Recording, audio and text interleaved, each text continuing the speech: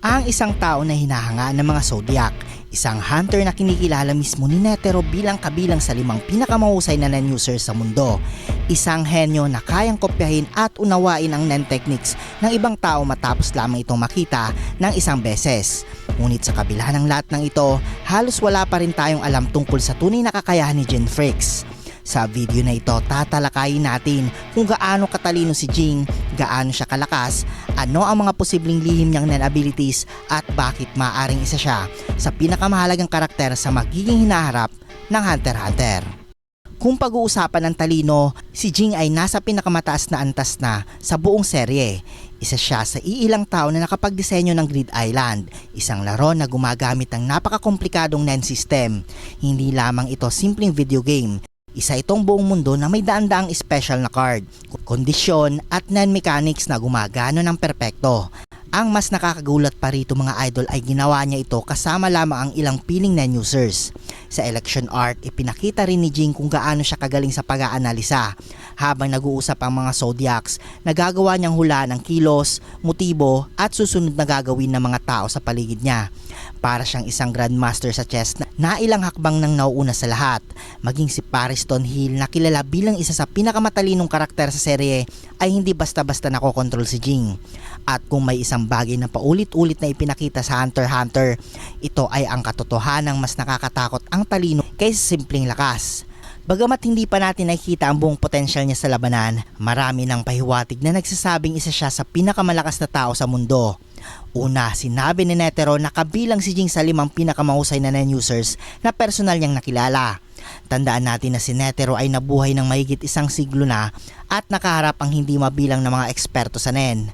Kung napabilang si Jing sa kanyang top 5, malinaw na napakataas ng antas niya. Pangalawa, sa election arc. Nakita natin kung paano niya madaling nakopya ang Nen abilities ni Leorio at iba pang Nen users.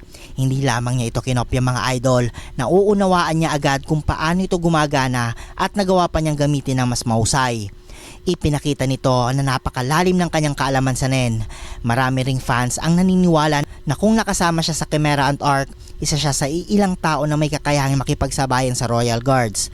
Bagamat hindi ito opisyal na nakumpirma, malinaw na inilalarawan siya ng serye bilang isang nilalang na nasa pinakamataas na antas ng kapangyarihan. Ngunit ano nga ba ang tunay niyang Nen ability mga idol? Ito ang isa sa pinakamalaking misteryo sa buong Hunter x Hunter. Hanggang ngayon hindi pa ipinakita ni Togashi ang tunay na Nen ability ni Jing. Ang ipinakita lamang niya ay kaya niyang gayahin o muling likhain ang ilang Nen techniques matapos itong maranasan. Ngunit ayon mismo kay Jing, hindi ito ang kanyang special na ability. Ibig sabihin mga idol, mayroon pa siyang itinatagong mas malakas na kakayahan. Isa sa mga popular na teorya ay may kinalaman ito sa pag-aaral at pagkopya ng Nen. Dahil sa kanyang pambihirang talento, maaaring may kakayahan siyang maunawa ng istruktura ng Nen ng ibang tao at baguhin ito ayon sa kanyang pangangailangan. May isa pang teorya na konektado ito sa paglikha.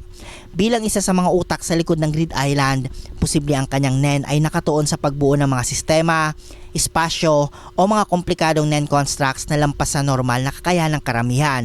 At dahil kasalukuyan siyang interesado sa Dark Continent, may posibilidad ding may kakayahan siyang partikular na idinisenyo para sa eksplorasyon, pagtuklas at pagharap sa mga hindi kilalang banta. Isa sa mga dahilan kung bakit napakahalaga ni Jing ay ang kanyang malalim na koneksyon sa Dark Continent. Habang ang karamihan ng mga hunter ay natatakot sa lugar na ito, si Jing ay tila sabik na tuklasin ito. Alam niya ang mga panganib, alam niya ang mga halimaw, ngunit hindi ito sapat upang pigilan siya. Ito rin mga idol ang dahilan kung bakit maraming fans ang naniniwalang marami pa siyang nalalaman tungkol sa mundo kaysa sa pinakita sa serye. Posible may impormasyon siya tungkol kay Don Freaks, sa pinagmula ng Nen at maging sa mga lihim na hindi pa natin nalalaman tungkol sa mundo ng Hunter x Hunter.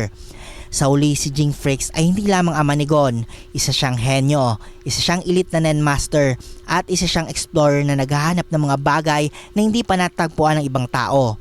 At higit sa lahat, isa siyang misteryo. Hanggang ngayon, hindi pa natin nakikita ang kanyang buong kapangyarihan, tunay na Nen ability o ang lawak ng kanyang kaalaman. Ngunit kung may isang karakter na may potensyal na baguhin ang buong direksyon ng kwento sa hinaharap, malamang na si Jing Freaks na yon. At kapag dumating ang araw na tuluyan niyang ilabas ang kanyang buong lakas, maaaring mapatunayan niyang isa siya sa pinakamakapangyarihang tao na nabuhay sa mundo ng Hunter x Hunter.